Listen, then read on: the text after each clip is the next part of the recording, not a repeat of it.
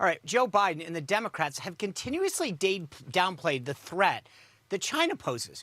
But a new piece today on Axios shows the extent the Chinese government will go to get information on our secrets. Now, the piece is titled, Chinese Communist Party Think Tank Staffer Offered to Pay for Sources. And it describes how someone from the Chinese government posed as a think tank worker to try to pay the reporter at Axios for names of sources and information about the Biden team. Interestingly, the reporter for the article is the same reporter who, get this, broke the story about Congressman Eric Swalwell's ties to a Chinese spy ring. All right. Our next guest knows how serious this threat from China is. Joining us now is the former acting director of national intelligence and former U.S. ambassador to Germany, Rick Grenell. Ambassador, welcome back. Sean, thanks for having me. All right, well, let me read you a couple media headlines in case you haven't had enough. This is from the Epoch Times. Top Democrat claims ignorance about Swalwell's ties to China.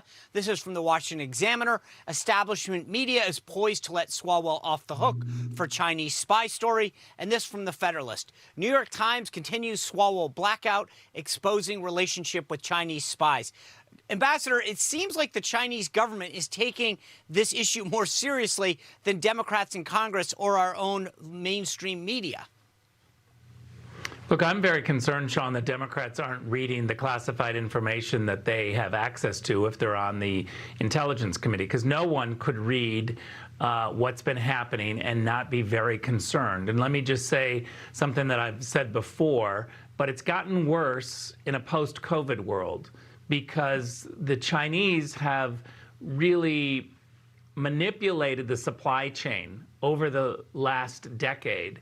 So most everything is made in China that we rely upon in a post-COVID world. The gloves, the masks, all of this really put the United States at the mercy of the Chinese. And the Chinese were able to leverage this with governors, members of Congress, and with local officials. This had been going on for a while, but it got worse when they suddenly were handed the access to a whole bunch of PPE that we needed, the American people needed, and governors were scrambling in particular. And the Chinese have used this for a very long time.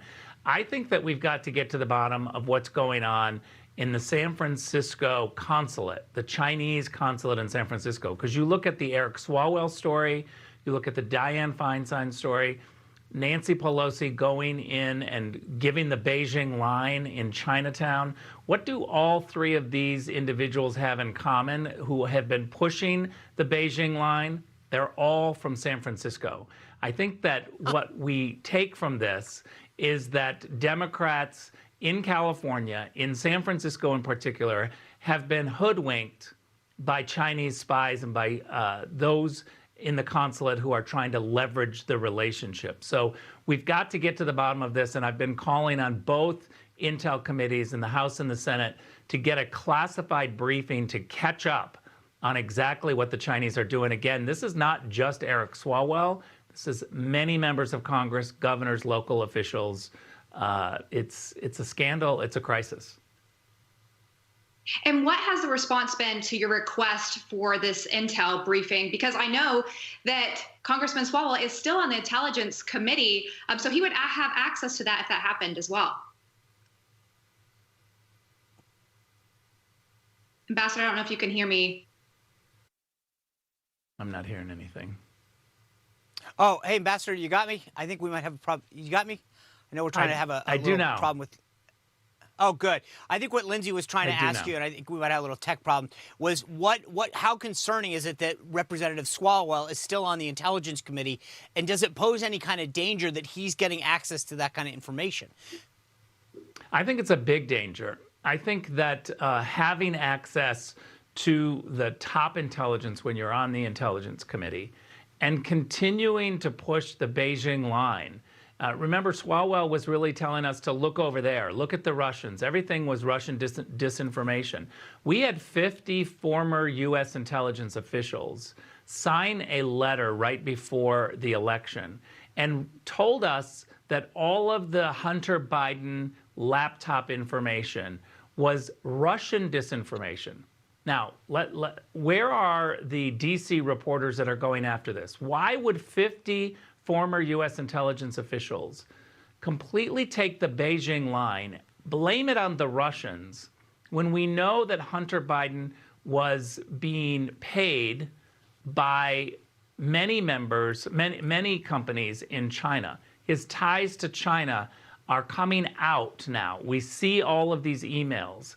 And yet we had 50 former U.S. intelligence officials who ran to the press and said, this is Russian disinformation. They said this before the election. I want to know why those 50 former U.S. officials went out on a limb and blamed Russia, delivering the Beijing line to look at Russia while the Chinese were leveraging their relationship with Hunter Biden and other members of the Biden family and local officials and governors. This is a real crisis, and for some reason the Democrats keep telling us to look over there, look at the Russians. Ambassador, real quick, we don't have a lot of time left. Are you concerned tomorrow's Bill Barr's last day on the job as Attorney General, and if there is not a special counsel, I mean, this Hunter Biden thing is going to go away? Does that concern you?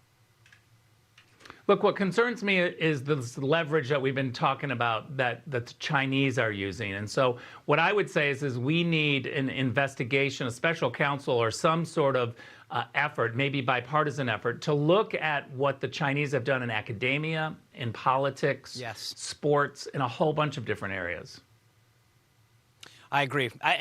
We hear that from lawmakers. I think you, rightly so, continue to put pressure on people and call it out. And I hope you continue this, because this is such an existential threat to our very way of being. And I don't think people on both sides of the aisle are recognizing what you're preaching. So thank you for doing that, and look forward to having you back soon. And if I don't see you again, have a Merry Christmas.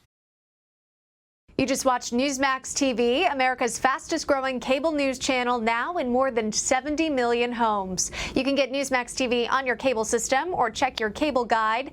And if your system doesn't carry Newsmax, call them, tell them you want Newsmax TV, because we're real news for real people.